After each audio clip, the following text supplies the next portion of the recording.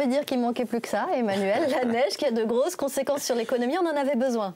Oui, effectivement. Il faut déjà se rappeler d'un chiffre. Selon une étude américaine, 70% de l'économie est météo sensible. Ça veut dire qu'il y a un impact de la météo sur l'économie. Selon Climpact Metnex, qui est le spécialiste français de la gestion des risques météo-climatiques, près de 40% des ventes dans la grande distribution, en tout cas dans la grande consommation, sont impactées plus ou moins par la météo. Selon eux, par exemple, quelques degrés influent sur la consommation d'un produit aussi banal que les chips. C'est dire si l'épisode neigeux que l'on a eu ces derniers jours a eu un gros impact. Si on regarde ce qui s'est passé par exemple à l'occasion de l'ancien épisode neigeux un peu du même genre en 2010, eh bien la grande consommation, la grande distribution avait été fortement touchée. Elle avait estimé sa perte de chiffre d'affaires à près de 400 millions d'euros. La raison principale, moins de monde dans les magasins. Alors Emmanuel, un secteur est particulièrement touché, c'est logique, les transports. Oui, là aussi si on reprend les chiffres de 2010, la Fédération des transports avait chiffré son manque à gagner à 150 millions d'euros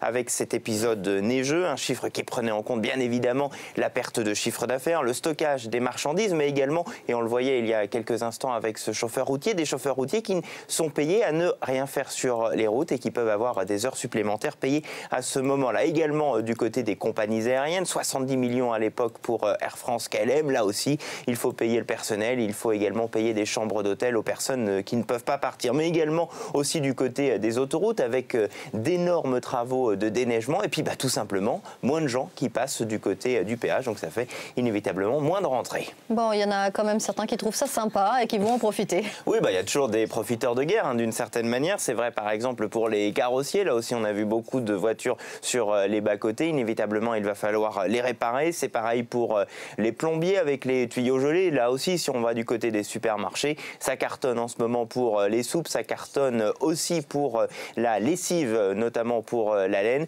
Mais tout ça ne suffit pas, bien loin de là. L'impact, en tout cas à court terme, est important sur l'économie.